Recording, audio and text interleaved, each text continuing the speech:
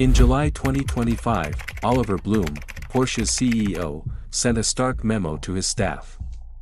Its contents were alarming, revealing a company in deep trouble. Our business model, which has served us well for many decades, no longer works. All of this is hitting us hard, harder than many other car manufacturers. Porsche was enduring an extremely rough patch. Their share price had plummeted over 50%, and profits were dangerously close to the red. Worst of all, Porsche fans were furious. So, how did one of the world's most beloved car brands nearly drive itself to ruin? Rewind to 2019, and everything seemed perfect. Porsche had just unveiled its biggest strategic move yet, the Taycan. This was Porsche's first fully electric vehicle, and its specifications were undeniable. It could accelerate from 0 to 97 km per hour in just 2.8 seconds and charge from 5% to 80% in a mere 22 minutes. While its range was somewhat limited, this was no ordinary EV, it was a proper Porsche that simply happened to run on batteries.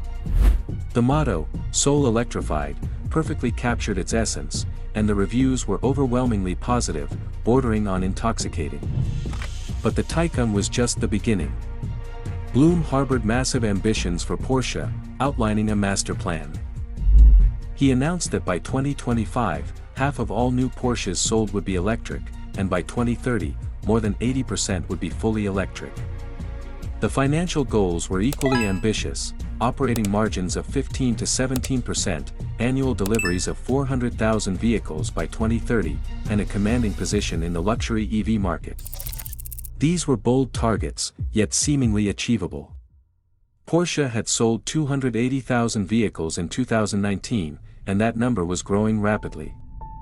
So, why such a dramatic shift to EVs? For some loyal fans, this move felt peculiar for an iconic sports car brand. However, Blume believed the market was sending a clear signal: electric vehicles were the future. In 2019, Tesla's earnings finally turned positive at $20 million, then surged to $1.9 billion in 2020, and an astonishing $13 billion by 2022. Everyone was following suit. General Motors planned to invest $35 billion by 2025 to boost EV production. Ford unveiled its electric SUV, the Mach-E, and an EV version of its iconic F-150 pickup truck, the Lightning. The real impetus, however, came from Volkswagen. Volkswagen is Porsche's parent company, yet Porsche also holds a significant stake in Volkswagen, a complex, intertwined relationship. The crucial point was Volkswagen had just emerged from a global scandal, its reputation in tatters. In their 2017 annual report, Volkswagen unveiled an ambitious new strategy, Roadmap E, stating, €50 billion and more is the sum the group will be investing in battery cell procurement over the coming years. Volkswagen was going all in, and this directly impacted Porsche. Indeed, Porsche's 2017 report already showcased the early Taycan, then known as the Mission E concept. It is expected to go into production late 2019. This model from Porsche underscores just how sporty, fast, and luxuriously stylish e-mobility can be. This push came from the top down, from Volkswagen, though not entirely without Porsche's internal conviction. In late 2021, Volkswagen announced a commitment of $100 billion towards EVs over the next 5 years. To secure this massive funding, they decided to take Porsche public through an IPO. This move would be pivotal, revealing what the market truly thought of Blume's grand strategy. On September 29, 2022, the IPO valued Porsche at €78 billion, making it one of Europe's largest public offerings ever. The hype was palpable, and the Taycan itself was a testament to this excitement. The new EV was selling exceptionally well. In 2020, the Taycan sold over 20,000 units, and by 2023, that number had surpassed 40,000. Its growth was in double digits, and the Taycan was closing in on Porsche's most iconic model, the 911, which sold over 50,000 units that same year. Detlev von Platen, executive board member for sales and marketing, remarked, "Even in times of global economic uncertainty, our brand remains desirable and exclusive. Everything seemed to be going perfectly. Blum was even appointed CEO of Volkswagen, alongside his role at Porsche. Porsche was riding high, but dark clouds were already gathering on the horizon. It turned out they had overlooked something critical. Let's revisit Blum's initial benchmarks, operating margins of 15 to 17% and half of all Porsche sales being electric by 2025. They had actually surpassed the margin goal, achieving 18% in 2023. However, the sales figures told a different story. While the Taycan was growing, even at 40,000 units, Porsche's total car sales were 320,000. The rest of Porsche's EV lineup was still quite small, meaning the Taycan had to carry a disproportionate burden. Then, just as momentum seemed to build, everything began to unravel. The early warning signs were subtle, yet telling. It wasn't about the car's feel, handling, or speed. It was about the sound, or more specifically, the soul. For many Porsche fans, the Taycan simply wasn't the same. One owner lamented, "The only thing I don't love about my Taycan is the lack of an internal combustion engine sound. Every time I'm next to a 911 or 718, I long for that sound." While some enjoyed it, for others, it lacked that quintessential Porsche thrill. The Taycan boasted all the latest gadgets and technology, but it was missing an intangible element. Yet, what happened next completely blindsided Porsche. Taycan sales went into freefall. From 40,000 units in 2023, they dropped to just over 20,000. Profit margins plummeted to 14%, then as low as 10 to 12%. The strangest part was that sales of combustion engine models remained strong, even growing. What was going on? As it turned out, owning the new Porsche EV was a nightmare. All the cutting-edge technology came with a multitude of bugs. One owner recounted, "Sometimes the car will recognize me immediately and the door handles will pop out. Sometimes I will need to touch the door handle, and sometimes it will not work at all and I have to use the key." Another shared, "My car alarm would go off whenever I tried to lock it. My plug-in charge at EA stopped working. AC stopped working on a 2-hour drive about halfway. Started working again on the way back. Displays would flicker on and off, Apple CarPlay would abruptly disconnect and blast static, maps wouldn't load, and the backup camera was notoriously unreliable." These issues, while annoying, weren't the gravest concern for driving enthusiasts. The true horror stories emerged from the service centers. Battery shell damage could cost $5,500 just for inspection, with a full battery replacement potentially reaching $50,000. Customers found their cars languishing in shops for months. One frustrated owner shared, "My 2020 Porsche Taycan has been an absolute nightmare.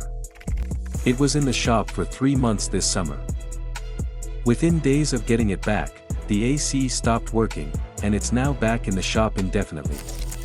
I'm paying almost $2,000 a month for a car I can't even drive. Owning this vehicle has been an absolute nightmare." Even worse, over 27,000 Taycans were recalled due to a risk of battery short circuits, and owners were advised to charge their vehicles only to 80%. A whistleblower from Porsche revealed that 60% of all delivered Taycans have battery issues that caused replacements, damages, and fires. While faults were rampant, replacements and assistance were scarce. The Taycans featured innovative gadgets and batteries, but local mechanics were ill-equipped to service them. They were stuck waiting for guidance from Porsche in Germany and for parts to be shipped. This disaster caused interest in the Taycan to plummet. But beyond falling sales, the depreciation was brutal. A $200,000 Taycan Turbo S could be worth just $70,000 within a few short years. These cars became impossible to resell, precisely because they were equally impossible to fix. To compound matters, in 2024, Porsche raised the Taycan's price by approximately $9,000. While some improvements were made, this move only added fuel to the fire. Then, Porsche quietly shifted the goalposts. They conceded, "The transition to electric vehicles will take longer than we assumed 5 years ago. Our product strategy is set up such that we could deliver over 80% of our vehicles as all-electric in 2030, dependent on customer demand. That last point was key. It seemed Porsche had missed something obvious. They had missed the forest for the trees. Porsche seemed to miss the very essence of Porsche itself. The company spent billions trying to convince sports car enthusiasts that electric was superior. They built charging networks, optimized battery technology, and created the most advanced electric sports car ever made. But they never stopped to consider, is this what their customers truly wanted? Just because Tesla offered various technological gimmicks didn't mean Porsches needed them. The takeaway here isn't that EVs are inherently bad and internal combustion cars are inherently good. What truly matters is understanding what your customers desire. The cruel irony was that electric vehicles could indeed work, as Tesla had proven.